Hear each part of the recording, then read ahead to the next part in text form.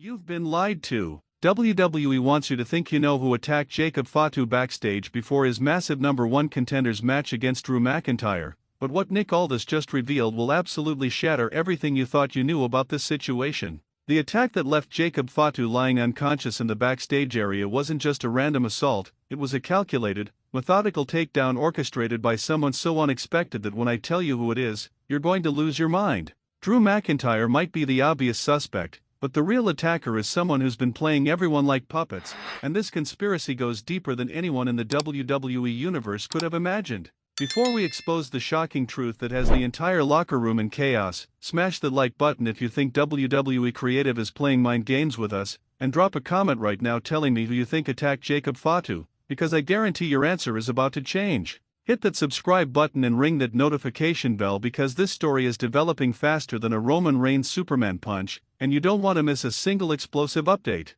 Let me set the stage for what was supposed to be one of the most brutal, hard-hitting matches in SmackDown history. Jacob Fatu vs. Drew McIntyre in a #1 contenders match for the WWE Championship. We're talking about two absolute monsters, two men who hit harder than freight trains and show no mercy in the ring. This wasn't just another match on the card, this was supposed to be a war that would determine who would step up to challenge for the most prestigious title in all of professional wrestling. Jacob Fatu, the Samoan werewolf, has been on an absolute tear since arriving in WWE. The man is a walking highlight reel, combining the raw power of his legendary Naomi family bloodline with an agility that shouldn't be possible for someone his size. When Jacob Fatu hits that moonsault, the entire arena shakes. He's been destroying everyone put in front of him, and the WWE Universe has been clamoring to see him get his shot at championship gold. This #1 contenders match was supposed to be his moment to prove he deserves to stand at the top of the mountain. On the other side, you've got Drew McIntyre, the Scottish Warrior, a former WWE champion who's been on his own path of destruction. Drew's been vocal about getting back to the top, about reclaiming what he believes is rightfully his. The man Claymore kicked his way to the top before, and he's determined to do it again. When these two were announced for this match, social media absolutely exploded. Wrestling fans around the world were marking out, knowing we were about to witness something special, something violent, something absolutely unforgettable. The build-up to this match had everything you could want: intense promos, physical confrontations, and that palpable tension that makes you know something epic is about to go down. Jacob Fatu cut a promo earlier in the week that sent chills down everyone's spine, talking about how he's been underestimated his entire career, how he's ready to show the world that the Anoa'i family bloodline runs through him, and how nobody, not Drew McIntyre, not anyone, is going to stop him from reaching his destiny. Drew McIntyre fired back with the kind of intensity that only the Scottish Warrior can deliver, promising to put Jacob Fatu down permanently and prove once and for all who the real #1 contender should be. The trash talk was personal, the stakes were astronomical, and every wrestling fan with a pulse was counting down the hours until these two titans would collide in the ring. But then, everything changed in the most devastating way possible. Hours before SmackDown was set to go live, word started spreading backstage that something terrible had happened. Medical personnel were seen rushing to a backstage area, security was scrambling, and wrestlers were gathering around in shock and disbelief. The rumors started flying immediately: someone had been attacked, someone had been taken out, and it was bad. When the official announcement came that Jacob Fatu had been found unconscious backstage and was unable to compete, the wrestling world went into absolute meltdown. Twitter, Instagram, Reddit, every wrestling forum on the internet exploded with speculation, theories, and outrage. Fans who had bought tickets specifically to see this match felt robbed. The WWE Universe demanded answers: who would do this? Who would be cowardly enough to attack Jacob Fatu before the biggest match of his WWE career? Now here's where things get interesting, and by interesting, I mean absolutely insane. The immediate, obvious suspect was Drew McIntyre. Think about it, he's the opponent, he has everything to gain from Jacob Fatu not making it to the ring, and Drew's shown before that he's willing to do whatever it takes to get ahead. When SmackDown went on the air and Drew came out with that smug look on his face, acting like he had no idea what happened, half the WWE Universe was ready to convict him on the spot. Drew played it cool, maybe too cool. He came out to the ring, microphone in hand, and addressed the situation with the kind of calculated precision that made everyone even more suspicious. Jacob Fatu couldn't make it tonight? Drew said with a slight smirk. That's unfortunate.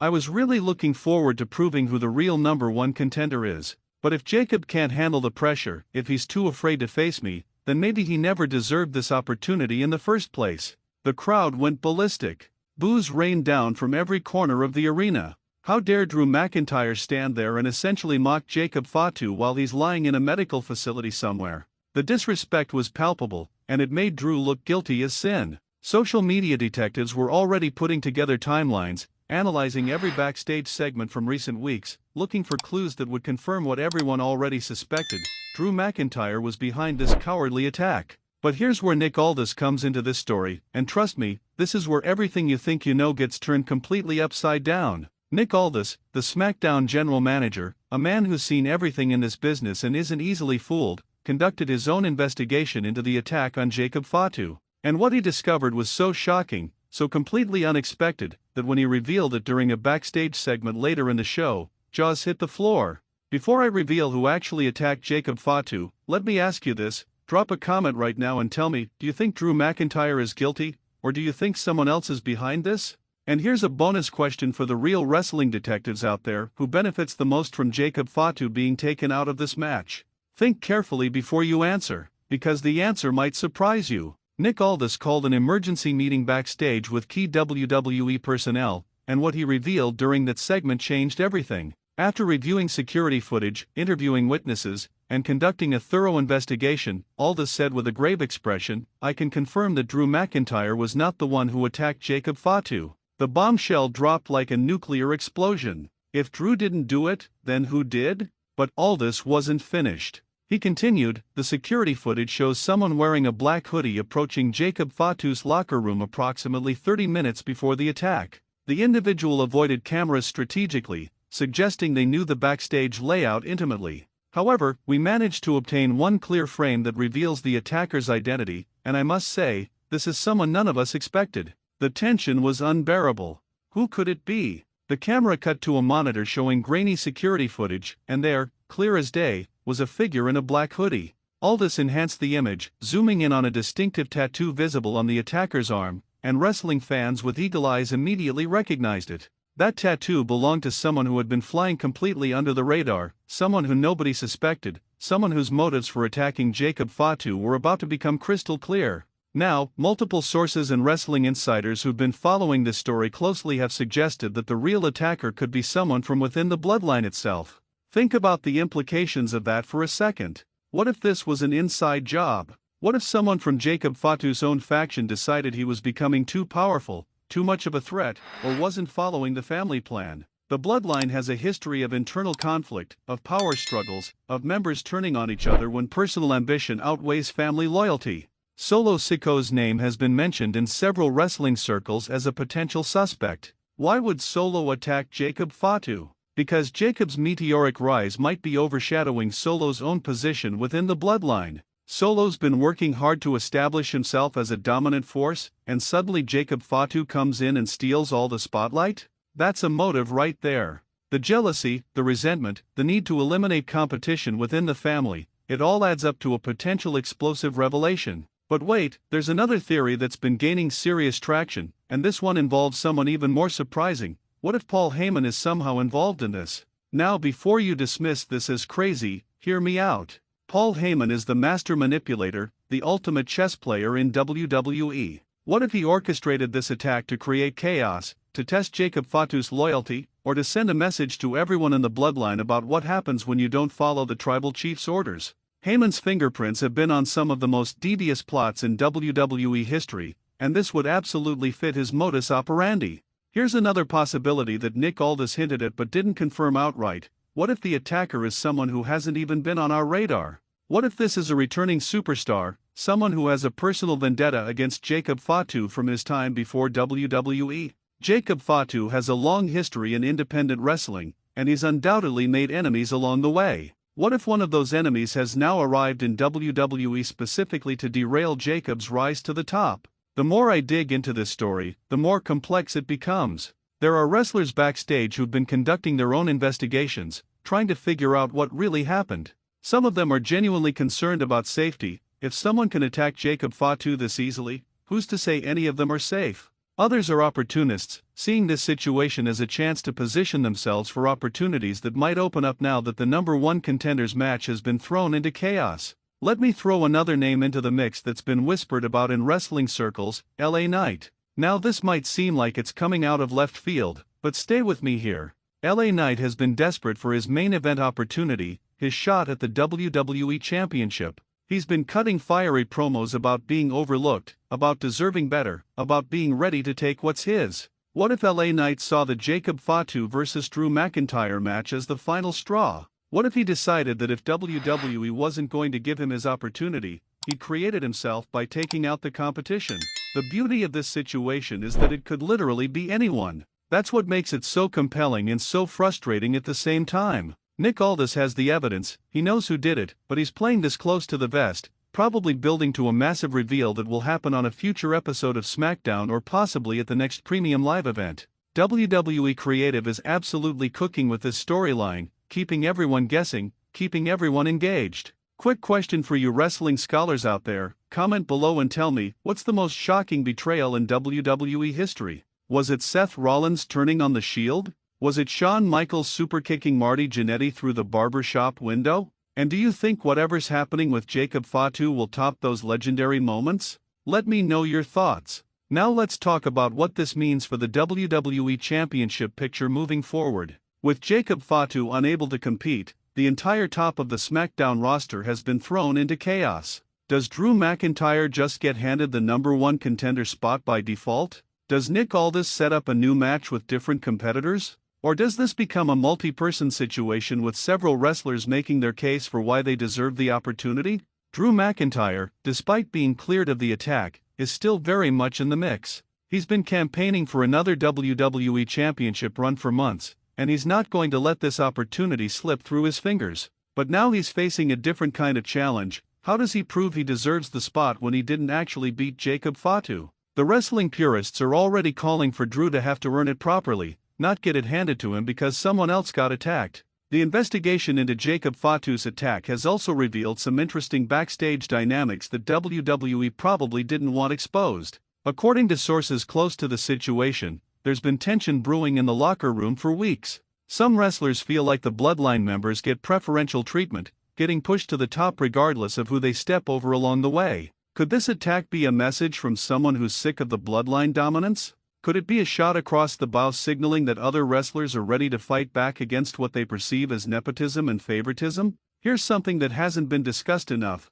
What about the medical update on Jacob Fatu himself? The Samoan werewolf is a warrior, a fighter who doesn't stay down for long. Reports suggest he's recovering, but the extent of his injuries has been kept surprisingly quiet. Is WWE protecting storyline information, or is Jacob Fatu legitimately hurt badly enough that he'll be out of action for an extended period? The vagueness around his condition only adds more fuel to the speculation fire. Let's also consider the possibility that this entire situation is more complex than a simple attack. What if Jacob Fatu was lured into a trap?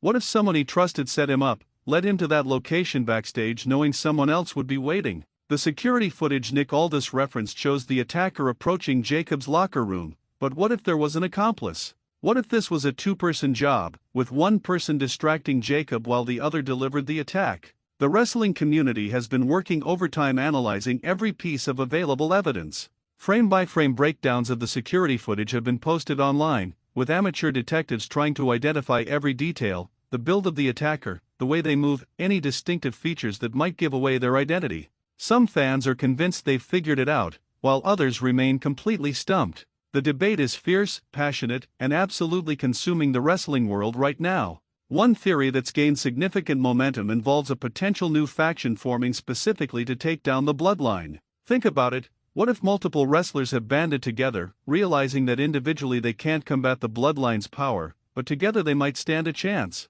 Jacob Fatu's attack could be just the opening salvo in a much larger war that's about to erupt across SmackDown. This could be the beginning of a months-long storyline that reshapes the entire WWE landscape. Nick Aldis has promised that the full reveal will happen soon, but soon in WWE terms could mean next week, next month, or at the next major premium live event. The general manager has been building anticipation masterfully, dropping hints and clues without giving away the whole story. He knows that keeping the WWE Universe guessing, keeping everyone engaged and speculating, is exactly what makes for compelling television and drives viewership through the roof. Here's something to consider. What if the attack on Jacob Fatu is connected to something even bigger?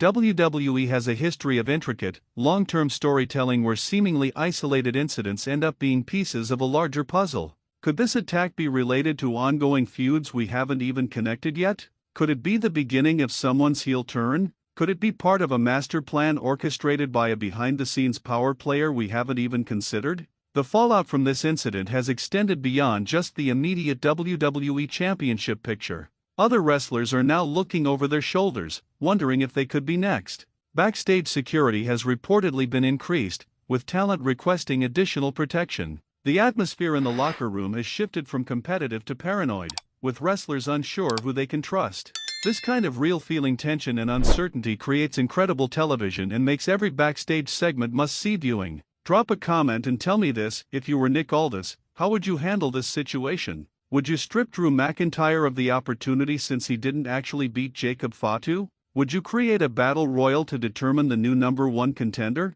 Or would you wait for Jacob Fatu to recover and reschedule the original match? I want to hear your creative booking ideas. Let's talk about some of the more outlandish theories that have been circulating, because wrestling fans are nothing if not creative with their speculation. Some people believe this could be a returning legend making a statement, someone like Brock Lesnar coming back and taking out the competition before they even know what hit them. Others think it could be a main roster call-up from NXT, a new wrestler making a brutal Impact debut by taking out one of SmackDown's top stars. There's even a wild theory suggesting that Roman Reigns himself might be involved, orchestrating the attack from wherever he is to maintain control over the bloodline and ensure that members don't get too big for their britches. While Roman hasn't been regularly appearing on SmackDown, his influence over the bloodline storyline remains massive. Could the tribal chief have ordered the hit on Jacob Fatu for reasons we don't yet understand? It would certainly fit with the family drama and power struggles that have defined the bloodline saga. The timing of this attack is also worth analyzing. It happened right before a massive #1 contenders match, a match that would have positioned the winner for a WWE Championship opportunity.